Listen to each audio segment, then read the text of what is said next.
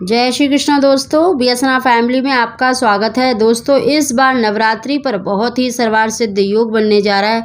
साथ ही दोस्तों, नवरात्रि के पहले दिन किया जाने वाला हम ऐसा उपाय बता रहे जिसके करने से निश्चित ही आपको संतान सुख की प्राप्ति होगी। अगर किसी प्रकार से अगर आपकी कोख बंध रही है, कोख बंधन है, तो कोख बंधन से मुक्ति अवश्य मिलेगी। दोस्तों, इस वीडियो को आप ध्यान से सुनिएगा क्योंकि इस वीडियो के द्वारा ही आपको संतान सुख की प्राप्ति होगी। दोस्तों देखिए, इस बार बहुत ही अच्छा योग भी बना हुआ है सभी 12 राशियों के लिए। साथ ही आप जब घट स्थापना करते हैं, कलश की स्थापना करते हैं, उस समय पर ही आपको ये उपाय करना है। दोस्तों, जब आप माता रानी की स्थापना कर रहे हैं तो जो आप कलश पर जो नारियल रखते हैं उस पर तो आपको देखिए स्वास्तिक बनाकर 7 बार कलावा लपेटकर अपनी मनोकामना बोलकर कलश पर स्थापित करना है। पति पत्नी दोनों कर सकते हैं, नहीं तो पत्नी अकेले भी कर सकती है। साथ ही दोस्तों, इस दिन आपको संतान प्राप्ति का बहुत ही सरल और बहुत ही अचूक उपाय बता रहे हैं।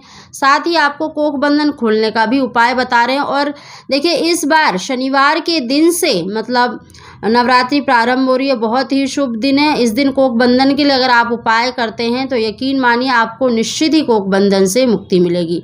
दोस्तों, कोख बंधन खोलने का जो हम उपाय बता रहे हैं उसको आपको नवरात्रि में देखिए शनिवार के दिन, मंगलवार के दिन और फिर शनिवार के दिन, यानी 3 दिन आपको जरूर कर लेना है। शनिवार के दिन से देखिए प्रारंभ हो रही है तो मंगलवार भी पड़ेगा और फिर बाद में मतलब शनिवार का दिन भी पड़ रहा है, तो आपको तीनों दिन कोख बंधन खोलने का ये उपाय करना है।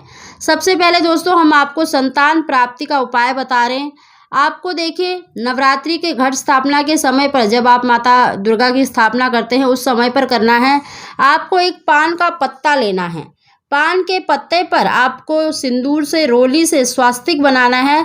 स्वास्तिक बनाकर आपको उसके ऊपर एक सुपारी या फिर जायफल, यानी जायफल भी ले सकते हैं और सुपारी भी ले सकते हैं।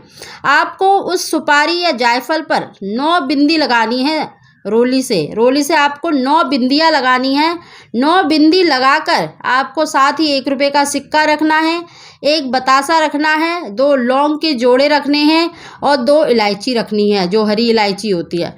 और दोनों हाथों में इस पान के पत्ते को रखकर माता दुर्गा से अपनी मनोकामना बोले, संतान प्राप्ति की, पुत्र प्राप्ति की, जो भी आप इच्छा रखते हैं वो बोलकर माता रानी के चरणों में अर्पित कर दें और इसको 9 दिनों तक आपको चढ़े ही रहने देना है। साथ ही दोस्तों, जिन बहनों के देखिए कोख बंधी हुई है, यानी किसी भी प्रकार से अगर आपको संतान सुख की प्राप्ति नहीं हो रही है, यानी कई वर्ष हो गए आपको संतान की प्राप्ति नहीं हुई है, आपकी कोई भी संतान नहीं है, तो आप ये उपाय अवश्य करें। दोस्तों, एक उपाय को आपको 3 मतलब मंगलवार शनिवार के दिन करना है, 3 दिन करना है। और एक उपाय को आपको पूरे नवरात्रि करना है, यानी 9 के 9 दिन करना है। आपको माँ दुर्गा के सामने देखिए दीपक जलाकर और आपको 3 बार दुर्गा चालीसा का पाठ करना है।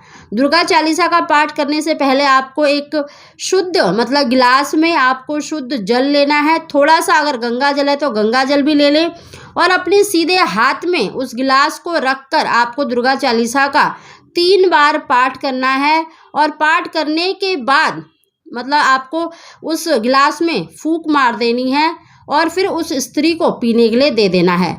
यानी आपको थोड़ा सा पानी लेना है, थोड़ा सा गंगा जल लेना है, अपने सीधे हाथ में गिलास को रखें और दुर्गा चालीसा का पाठ करें 3 बार। 3 बार पाठ करने के बाद उस जल को उस स्त्री को पिला देना है जिसको अभी तक कोई संतान नहीं है। दोस्तों, इस उपाय को जैसे कि आपके मासिक धर्म चल रहे, आप खुद नहीं कर पा रही तो घर का कोई भी सदस्य यानी कि आपका मतलब पति भी कर सकता है, घर का कोई अन्य सदस्य भी इस उपाय को कर सकता है। ये नियम आपको तोड़ना नहीं है, यानी 9 दिनों तक वो जल आपको पीना ही है संतान प्राप्ति के लिए, अगर आपकी किसी भी प्रकार से कोख बंधी हुई है। साथ ही दोस्तों, आपको शनिवार के दिन देखिए सायंकाल के समय इस उपाय को करना है। आपको एक साफ सुथरा नींबू लेना है। नींबू को आपको 4 हिस्सों में काटना है, लेकिन इस तरह से काटना है कि नीचे से वो जुड़ा हुआ होना चाहिए और उस पर आपको थोड़ा सा 3 बार सिंदूर के मतलब छींटे लगा देने हैं, यानी सिंदूर डाल देना है चुटकी चुटकी भर। 3 बार सिंदूर डाल दें। उसके अंदर आपको एक फूलदार लौंग रखनी है और उस नींबू को आपको किसी भी काले कपड़े से या फिर काले धागे से लपेटकर बांध देना है और उस स्त्री के ऊपर से आपको एंटी क्लॉकवाइज यानी उल्टी दिशा से आपको 7 बार उसार लेना है और आपको प्रार्थना करनी है कि अगर आपकी किसी भी प्रकार से तंत्र मंत्र या किसी के तरह से अगर आपकी कोख बंधी हुई है तो वो खुल जाए। इस तरह से आपको प्रार्थना करके 7 बार आपको मतलब उस स्त्री के ऊपर से 7 बार एंटी क्लॉकवाइज घुमा लेना है और उस नींबू को आपको सायंकाल के समय ही पीपल के वृक्ष के नीचे रख कर आना है। दोस्तों इस उपाय को आपको देखिए मंगलवार के दिन भी करना है और शनिवार के दिन, यानी पहले दिन तो आपको करना ही है क्योंकि पहला नवरात्रा शनिवार के दिन है और फिर मंगलवार के दिन करना है और फिर शनिवार के दिन करना है, यानी 3 दिन आपको ये उपाय करना है। और जो दुर्गा चालीसा का पाठ करके जो जल पिलाना है उस स्त्री को वो आपको पूरे 9 दिन तक करना है। कोई भी स्त्री कर सकती है, घर का कोई भी सदस्य कर सकता है। दोस्तों जो हमने पान के पत्ते पर जायफल और सुपारी बोली है वो आपको सिर्फ पहले दिन ही अर्पित करना है और 9 दिनों तक माँ के दुर्गा के चरणों में चढ़े ही रहने देना है। और जिस दिन आप अष्टमी पूजते हैं, नवमी पूजते हैं, तब भी आपको देखिए 10वीं के दिन यानी जिस दिन आप घट जो मतलब कलश को जब हटाते हैं उस दिन आपको वो जायफल अपने पास रख लेना है। बाकी सभी चीज़ों को आपको विसर्जित कर देना है। आपने सुपारी चढ़ाई है या आपने जायफल चढ़ाया है उसको आपको अपने पास रख लेना है जब तक कि आपको संतान की प्राप्ति नहीं हो जाती। दोस्तों ये पहले दिन किया जाने वाला उपाय बताया, बहुत ही सरल है, बहुत ही अचूक है, जरूर करें।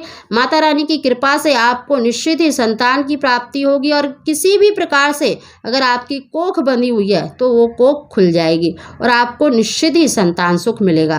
दोस्तों अगर आपको हमारी जानकारी वीडियो पसंद आई हो तो इसको लाइक करें और कमेंट बॉक्स में जय माता दी अवश्य लिखें। आप सभी को जय माता दी।